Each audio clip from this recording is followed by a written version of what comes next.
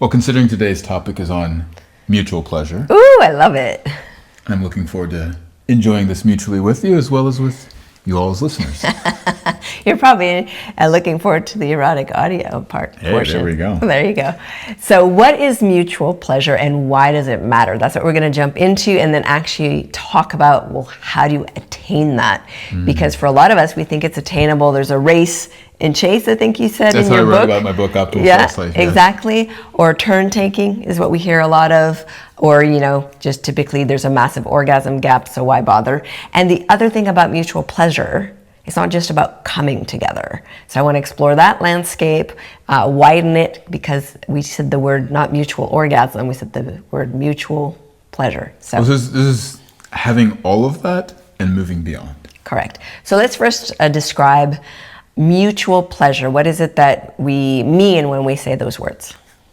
Well, that simply at the most basic level means that, as we define it, that you're able to both give and receive pleasure with another person at that same time. Yes. Now, that could be that one is giving, one is receiving, one's giving, but what we're actually speaking about here, though, is that you enter into a state that the two of you become one. You enter into a state of pleasure where you are both giving and receiving, and the other person's giving and receiving, so that there's a nice cycle that's happening there. And it's not turn taking, it's you're both in a state of pleasure.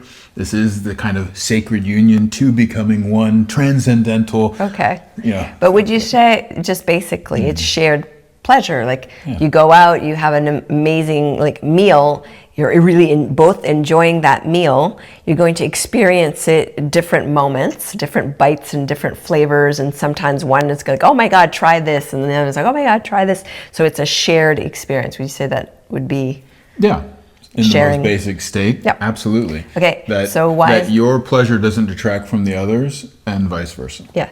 So why is that important? Why would we want shared or mutual pleasure?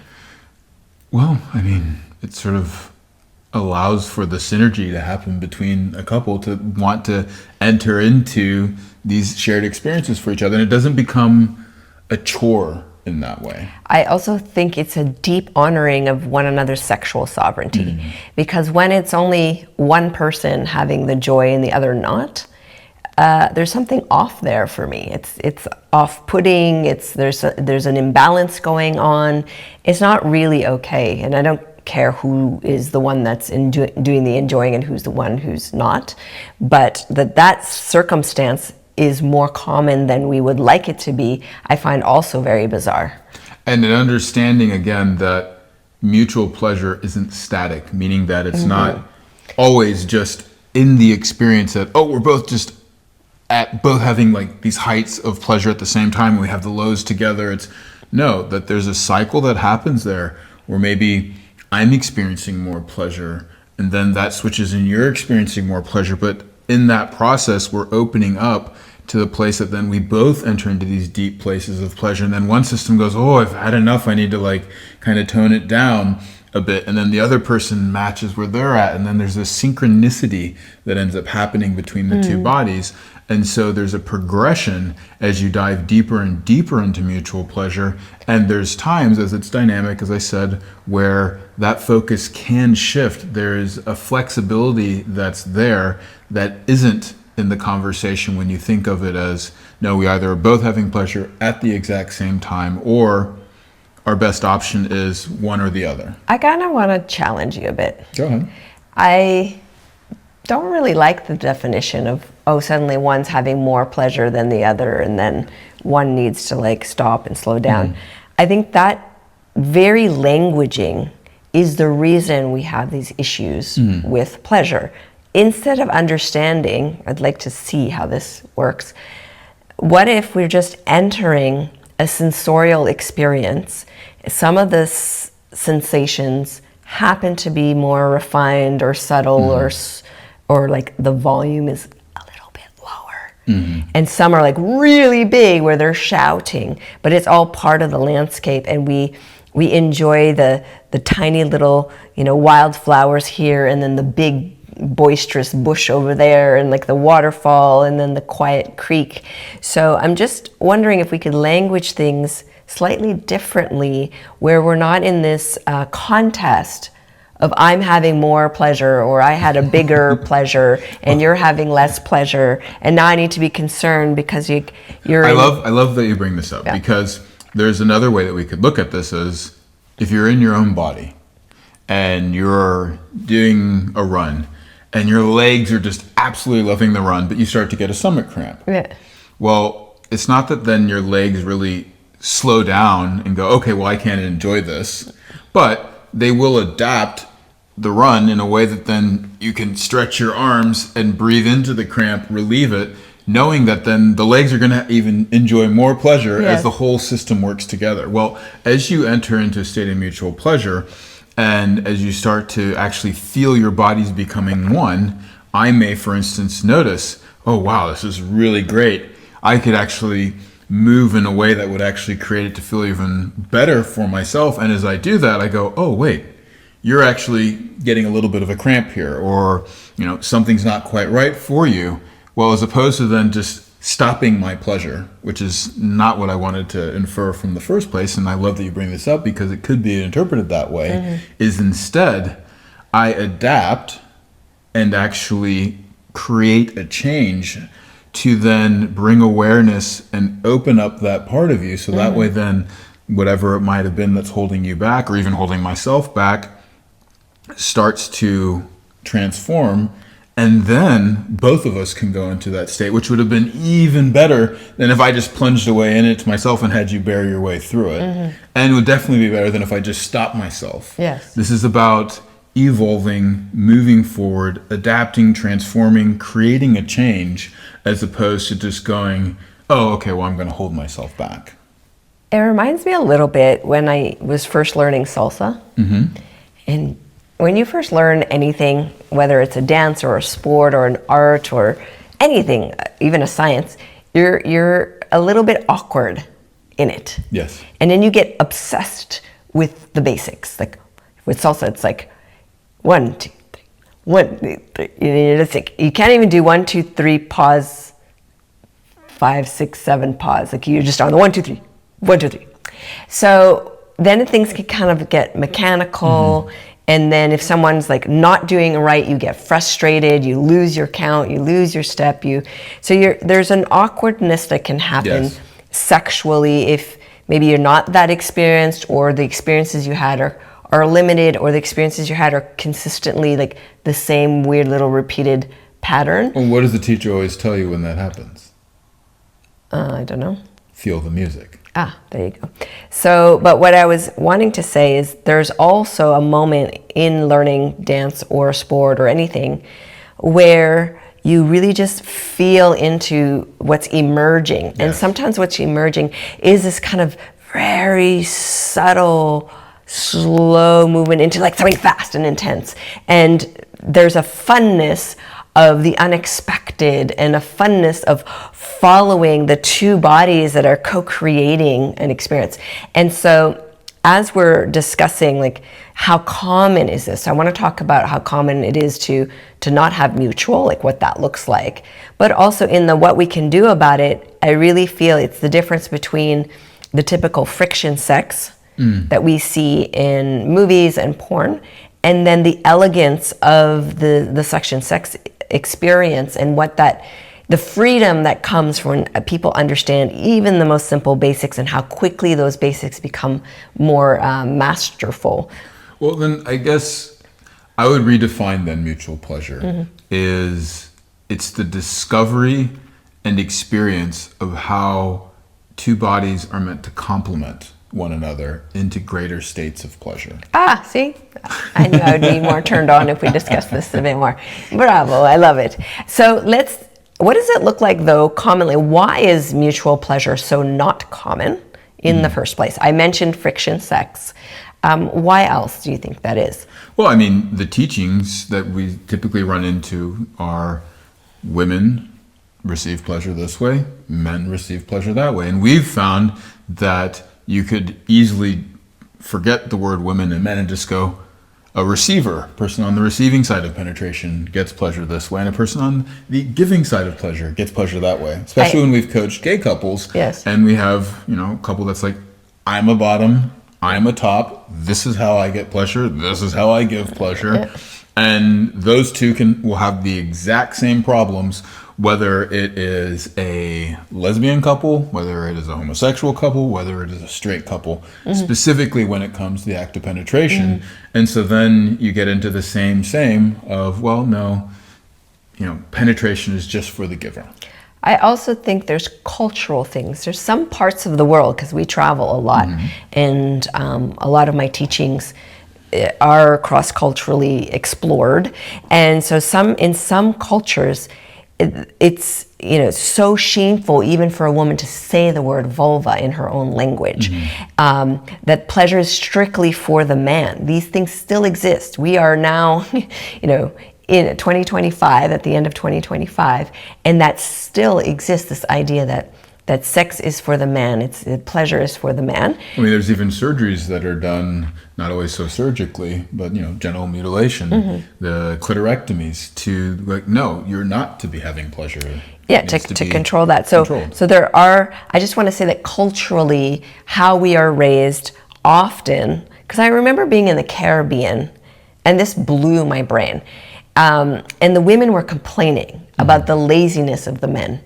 And those same women had girl children and boy children. And I was observing how they were raising the girls and the boys. The girls, very young, had to do chores, had to be on time, had to do all these responsible things very young. The little boys, nothing. Literally just play, be free, be naughty, there's no punishment.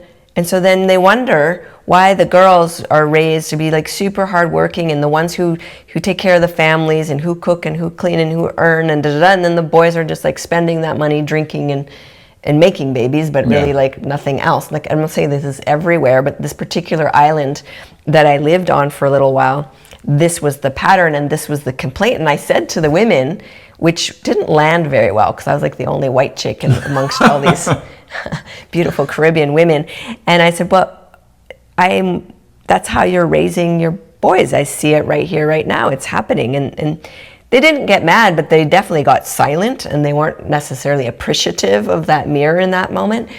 But it was, I'm sure, something that they thought about, oh, yeah, we are the ones complaining, and we are the ones also raising. So, who could create that change? So I'm just saying that mutual pleasure isn't necessarily something that is collectively and culturally accepted or known. It's more known that it's for the male. The males always are going to get off. It's for the male pleasure, or pleasure your husband. I mean, there used to be manuals not that long ago, where my mother would tell me when she was in school, she was given this manual, and this is how you prepare for your husband. You make sure you hand him his slippers when he walks in, and make sure his dinner is ready, and the whole thing way back then. And I was like, wow, that's crazy, because that's not how I'm raised. But there are parts of the world where that's still in place. So, well, I would also like to say before we move on that there's a body mechanics aspect, though, that gets in the way of mutual pleasure. And that is typically that the receiver is passive. Yes. And that the giver just knows everything and is the only one that's active. And so what ends up happening is that... This is so important, those 2 points. Very important, because the typical advice to a person on the receiving side, and culture a lot of times it's the woman, it's that, just surrender, just let go. Relax, you're too uptight. When you tell someone that's stressed to relax, that person wants to punch you in the face, and they don't want to relax. Well, and also too, it's even more confusing because you tell a woman that she's supposed to relax, but also the only way her vagina and pussy are to feel good is if she's tight. So exactly. Now you have a definite double cross there. It's really confusing. And then you have a guy that's being told, well, you need to lead, but if there's no knowledge or feeling into the other person on leading, you just kind of become a dictator. But didn't you say once you were speaking with some men and they were just really proud of coming like 6 or 7 times in a small period of time. And so in order for the male body to come to a place of ejaculation that quickly, you need a lot of fast frictional movement, I imagine. I can't imagine that it would happen with slow. Well, especially if that's how you've trained yourself to come quickly with your own hand. Yeah, exactly. So, I want to, okay, so we kind of understand that. I want to move us into, well, then what is possible? Because I think that's really important. But before we go into what's possible, there are some other limitations. And one is that we hear a lot is that penetrative sex cannot be taught. Correct? Yes. A lot of in the research and different things, like it cannot be taught. So that's one thing, which is not true. Yeah, it's just supposed to be a natural. But that's the second thing. So you can't be taught. Yes. That's because the people who are saying that don't know how to do it, so they can't translate it and teach it. That's very true. Then the argument for that is sex is just natural, and you just should do it naturally. You shouldn't have to learn all these things. Reproduction is natural. Well, yes. Though pleasure, unfortunately, a lot of times is not. Well, there's a lot of things that are natural that you can improve by learning, Completely. even just some small refinements. And then the third thing, I just wanted to look here because I wrote my notes, that needs to be ritualized. And what I mean by that is when suddenly someone, from a normal culture suddenly comes across the tantric culture or the Taoist culture or some, subculture of sexuality and kink. And so you have to ritualize the experience in a very specific way. But even within all the beautiful, explicit, complicated, elaborate rituals, there's not any instruction on the actual act of how to move together. So those 3 things I think are really in the way because first of all, people are like, you can't teach it. Okay, well then fine. Now you don't make it available except for porn, which is a horrible Well, this teacher. is like saying that music is natural or playing a sport is just natural. Now you have natural inclinations to do certain things, but at the basic level, breathing is natural too, but you could also learn to breathe there's a little so many better. different ways, or just to have different types of effects. So Yep. you need to actually learn the kind of, what are the foundations here? And once you've done that, then the magic of music or sport is then starting to apply those basic skills in coordination if you're doing it with a team or you're doing it with, just in terms of even just experimenting within yourself that then allows for instance, I think if you get classically trained in music and it always has to be a certain way to then going into more improvisation and even jazz, for instance, where you're in this co-creation in the music process. Well, this is now where we're talking about bringing the education of penetration into a place of mutual pleasure. So that way you're actually able to have it be an act that's natural. It would be like saying driving is natural, so we should never teach anyone how to drive. It would be a disaster. And so it is a disaster sexually because all we're learning is how to put a condom on the thing so we don't get pregnant or an STI. And that's kind of it. And when the female anatomy is described, even though they've made some advancements, it's still not described in a way that pleasure is taken into consideration. So most of sex ed avoids the conversation on pleasure. And I think if we could have more of that conversation, this would go in a better place. I mean, we do things that increase the likelihood of reproduction. And I mean, what could be more natural than reproduction? We're seeing it happen all the time. People have kids, yet we still will improve the conditions for that to happen. So why would we not do that with pleasure? Because in a lot of ways, pleasure, yes, should be natural, but we've trained ourselves through what we've seen, through the way that it's displayed, the way that we've been told to do. I mean, frankly, a lot of times those that have received training, I've noticed, have the hardest time learning because they're having to relearn something versus someone who's just kind of in an open, innocent state. And this, of course, needs to be done, and this is the art of teaching, which is a second level of learning, is that you can teach these things in a way that doesn't feel unnatural to the person that's learning it, but that their natural self comes through with these teachings, so that way then you don't want to get in the way of the comes natural intelligence, because Exactly. every single human has an erotic intelligence. So you want to activate that bedroom Precisely. IQ and increase that bedroom IQ. So this is what, 9 naughty nights we have found. We put these 9 dates together we don't want to interfere with how you really enjoy having sex, but we want to just offer, here's another little possibility that you can add to that experience and see what happens. And so I've loved the feedback and the results from that. So in the explicit side, I would like to go through some of the dates and why exactly did we choose those particular dates, how they work in the specificity of creating this mutual exploration, this mutual creation of pleasure. But before we do that, before we switch over, I really want to address something that's not being said here. And it's our collective aversion and obsession with pleasure. So we're obsessed with it in that it's the dangling carrot that's kind of put in front of all kind of like the marketing, like, oh, here's your like heavenly life over here with perfection and pleasure, but you need to suffer to get there. And it's like, and then there's this whole other thing of like, no, I can't have pleasure until I've suffered enough or I've put in enough of this, or just that pleasure in itself is like, maybe not sinful, but it's a distraction. It's something that's not useful. It's something that's not productive. Pleasure is considered a taboo. It'll lead you astray. So I want to right now make a case for pleasure, for people to understand pleasure, because when we talk sometimes to corporate groups, for example, or some more conservative groups, the word pleasure becomes really triggering in that group. So as an umbrella term, underneath that, pleasure can be a sense of ease, a sense of joy, a sense of creativity, a sense of wonderment, a sense of delight, kind of like a little bit of a surprise, but delight in what's Pain emerging. comes into your body to draw attention to something that is not working correctly, something that should be addressed. Now, when you resolve that pain, it's not about just living then in a neutral state.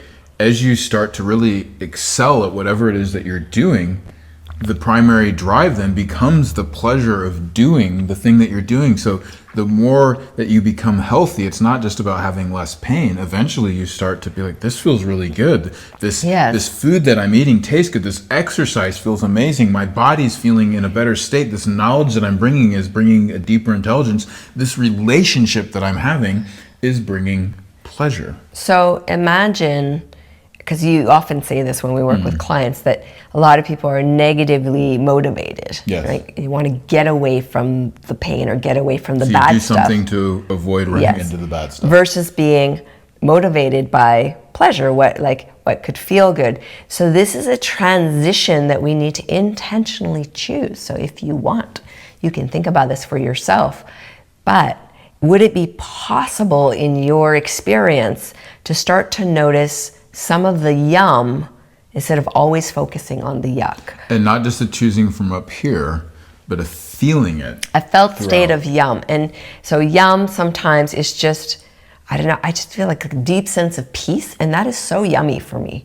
Or sometimes I feel this rush of creative spark, and that's really yummy. Or I eat your yummy stew and I'm just like in a state of ecstasy because of the flavors and the textures and the nourishment and how much energy and potency I feel after eating that. Well, this is something that I observe in partnership with you, that you're typically fluctuating between this, whoa, I'm desiring this, and then you go into this tremendous experience, and then you take the pause to like relax and integrate it into your nervous system, and then want to go further, and then so there's this sort of going back and forth of, diving into pleasure, allowing it to, and not just sexual pleasure, which is definitely there, but also too just in your work life, that you're like, whoa, here's an amazing idea that I'm so turned on to do, to bring this out into the world. You go and you do it, and you create it, and then you take a relaxation. Then you bring it out to the clients, they have the experience,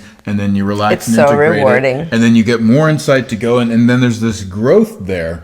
And In fact, when you are feeling that something's off, that you're not able to relax, or that something feels Like uncomfortable, too effortful. then you go, oh, there's something off here. And When then I'm you pushing. look at the underpinnings to then realign that, to then go back to that state of relaxation and pleasure. So before we jump over, let's look at mutual pleasure, allowing pleasure to be a sign of vitality and health Yes. and well-being. And then understanding pleasure, yes, completely in terms of sensual, sexual, orgasmic pleasure, but also just a felt state of resonance where everything in my body is coherent and operating well. It's this beautiful homeostasis of aliveness. That is actually pleasure. Yes. That's the role of pleasure in the health of a human being. And so I just wanted to make that state. And so part of learning suction sex, part of being willing to learn and grow sexually in the realm of mutual sexual pleasure is to start to understand, yes, first, what is this landscape within me? And two, how can I start to bring this into, a relational dynamic? Well, I love this because now all of a sudden, a lot of the resistance that would be there around mutual, meaning it has to be at the exact same time, or pleasure that it's something extra. We could have even started here, but I love that this is a conversation with us as we're discovering really, well, if pleasure then is this natural state of aliveness, then the mutual part is how can my natural state of aliveness not impede yours, but in fact complement it. And then when those two pleasures, those two natural states of alignment work together and start to then synergize, and that's what we mean by mutual pleasure. Yes, and that's actually part of sex research as well, this is a desirable state. And it's part of the research that we've done. We've actually had a RB-approved clinical trial that shows this is possible, it can be taught and achieved, and guess what? In a way that's natural, in a way that people can start to then experiment. And easy. Precisely. Easy. This is not hard, this is easy. So I would love to jump into that. Let's share some juicy stories. If you don't know that we have a whole other portion of this podcast that is far more explicit with how-tos and graphic stories and erotic audio, then you'll want to jump in and I'm upgrade. looking forward to doing the erotic audio insert we put into practice that we talk about on this one. So you can upgrade at embodiedlove.love into the explicit membership side. To join us for the complete and explicit version of the podcast, simply upgrade your membership and gain instant access.